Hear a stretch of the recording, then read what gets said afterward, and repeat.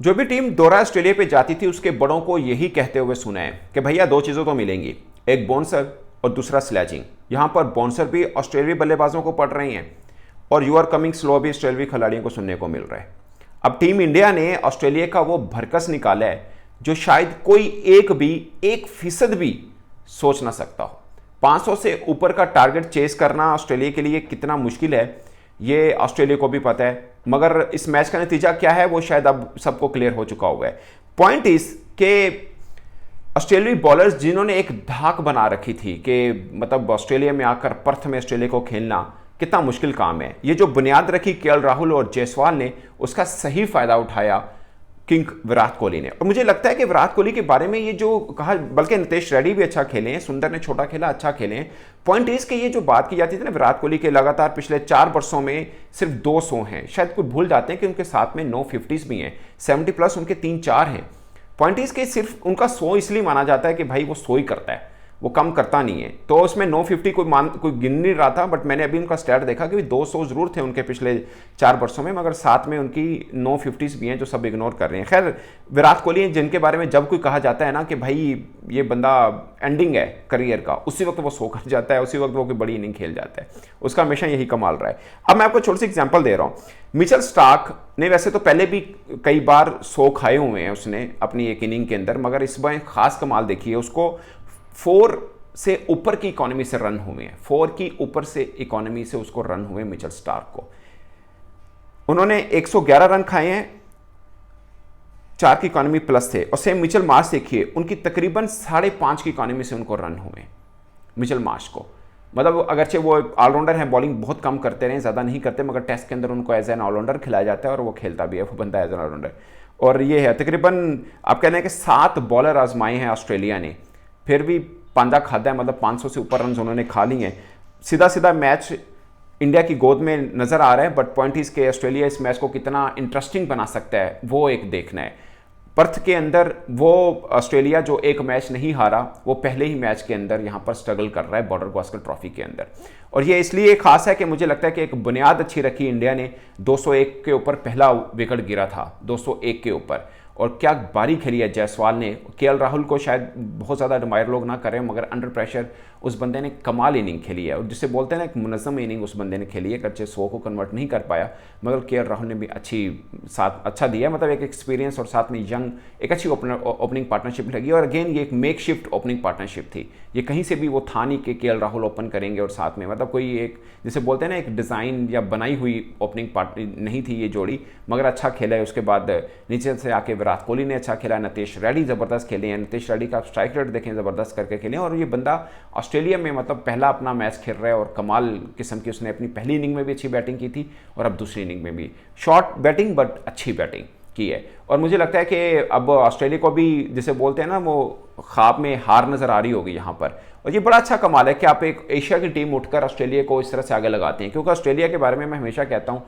कि इसको कोई भी एशियन टीम हराए मुझे बड़ी खुशी होती है, क्योंकि इसने एशिया के अंदर आकर बहुत अच्छा खेला हुआ है। मतलब अपने टाइम के ऊपर, खैर इनका टाइम कभी बुरा आया नहीं है, मगर ये जब भी एशिया में आते थे दूसरी टीमों को हरा के जाते थे। अगरचे इंडिया के अंदर इनका रिकॉर्ड कुछ खास पिछले टाइम पीरियड के अंदर कुछ इतना अच्छा नहीं है, मगर फिर भी वाइट बॉल उठा के देख लें, रेड बॉल उठा के देखें, ये एशिया की टीमों को हरा के जाते हैं। हमारे घर में आए थे, 3 टेस्ट मैचेस खेले, एक टेस्ट में 1-0 से हरा कर हमें गए थे, हम उनके यहाँ गए 3-0 से हम हरा के गए हैं। और अब पर्थ में अपने ही घर में हॉन्टिंग ग्राउंड के अंदर पहले ही मैच के अंदर फंसे हैं और बुरे से फंसे हैं। सोचिए ना कि 150 के ऊपर आउट करने के बाद 46 की बढ़त पहली इनिंग में ही दे दी है, और अब दूसरी इनिंग तो इंडिया ने कमाल खेली। अगरचे बैटिंग विकेट लग रही है और एक रोज के अंदर ही पिच ने अपना रुख जो है ना बड़ा ज़बरदस्त किस्म का बदला है। बल्कि मैंने वो इरफान पठान का एक ट्वीट देखा, उन्होंने बोला कि इतनी जल्दी तो मेरी बीवी मूड नहीं बदलती जितनी जल्दी पिच ने, पर्थ की पिच ने बदल दी है।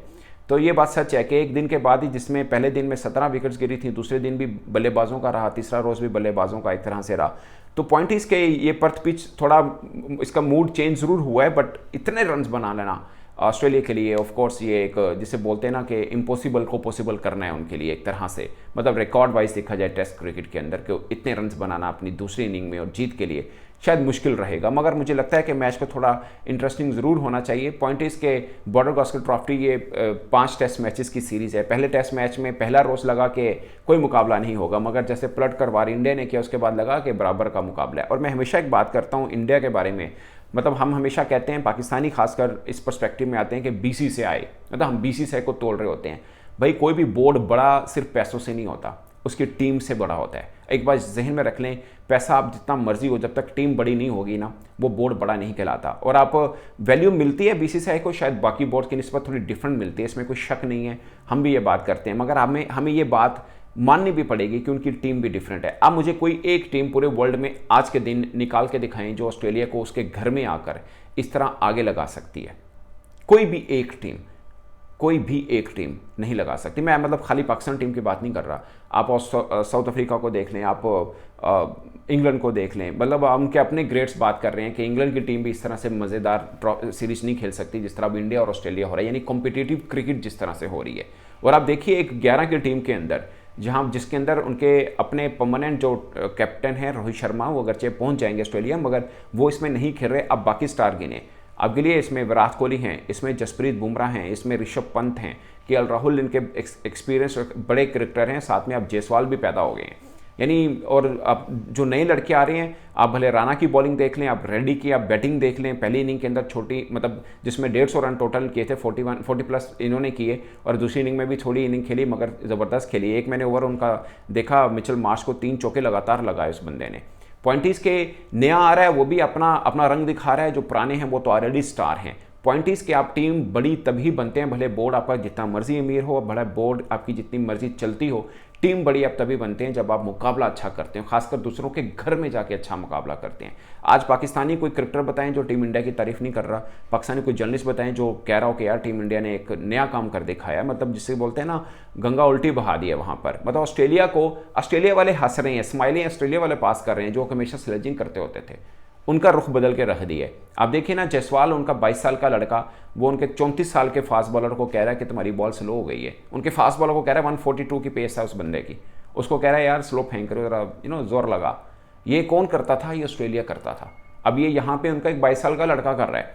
क्या वजह है? कॉन्फिडेंस लेवल की वजह क्या है कि भाई 150 की इनिंग भी तो खेल के गया है ना, वो खाली बातों से नहीं है, करके भी दिखाया। बल्ला भी बोला है, जुबान नहीं बोल रही, खाली बल्ला भी बोलता है उस बंदे का। तो ये एक वजह है, और यही वही वजह है दोस्तों कि ये बीसीसीआई, अगर हम बोलते हैं ना कि बड़ा बोर्ड है और पैसा बहुत है, सब कुछ है, मगर अगर वो फुदक रहा है ज़्यादा तो अपनी टीम के बलबूते पे है। आप उनका पिछला रिकॉर्ड उठा के देखें, पिछले 3-4 जो आईसीसी के बड़े बड़े इवेंट हुए हैं, वो चाहे टेस्ट के हुए, चाहे वनडे के हुए, चाहे T20 के हुए, सब में फाइनल तक पहुँचे हैं, सब में फाइनल तक एटलीस्ट नॉकआउट तक पहुंचे हैं। आप भले 2022 का उठा के देखें, सेमीफाइनल खेले हैं, 2023 वनडे वर्ल्ड कप का फाइनल खेले हैं, 2024 T20 वर्ल्ड कप का फाइनल खेले और जीते हैं, 2 WTC के फाइनल खेले, अच्छे हारे हैं बट फाइनल खेले हैं, और इंग्लैंड में ही हुए। अगर वो भी फाइनल इंडिया में हो रहे होते तो वो दोनों जीत जाते, क्योंकि कंडीशन उनको सूट करती है। अगरचे अपने घर में अभी वो न्यूजीलैंड के हाथों 3-0 से हार के गए हैं।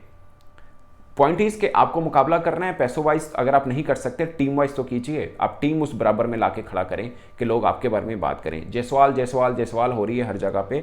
अब मुझे पाकिस्तान का एक खिलाड़ी बताए ना जिसका जिक्र उस तरह से इस कद से हो रहा हो कि पाकिस्तान का भी एक नया आया है। आप बैट्समैन छोड़िए, आप अपने बॉलर के ऊपर फुदकते थे हम लोग, आपका बॉलर भी कोई अच्छा तगड़ा नहीं आ रहा जिसके ऊपर लोग बात कर रहे हो कि यार क्या शानदार ये क्रिकेटर एक वर्ल्ड क्रिकेट को मिल रहा है। पॉइंट के आप पैसे नहीं आईसीसी में इतना कंट्रीब्यूट कर सकते हैं क्योंकि हमारे पास उतना स्पॉन्सर नहीं है, बाकी बोर्ड्स के पास भी नहीं है, मगर इंग्लैंड और ऑस्ट्रेलिया या साउथ अफ्रीका उनको थोड़ा सा ये मिल जाता है कि उनके पास स्टार क्रिकेटर्स हैं।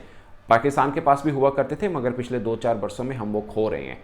एक आप बाबर आजम हैं या रिजवान थोड़ा बहुत हैं, आप जिनको आप स्टार क्रिकेटर्स में काउंट करते हैं एटलीस्ट पाकिस्तानी पर्सपेक्टिव में। हमारे पास शहीन थे, हारिस रऊफ थे या और नसीम शाह थे, उनको भी थोड़ा मान पड़ रहा है। अगरचे अभी ऑस्ट्रेलिया टूर हारिस रऊफ ने बहुत अच्छा खेला है, बट पॉइंट इस कि पाकिस्तान को अगर अपनी इज्जत बरकरार रखनी है या बढ़ानी है तो पैसा तो एक तरफ रह गया, कम से कम अपनी क्रिकेट को इतना वैल्यूएबल बनाएं कि दुनिया उनके ऊपर बात करे।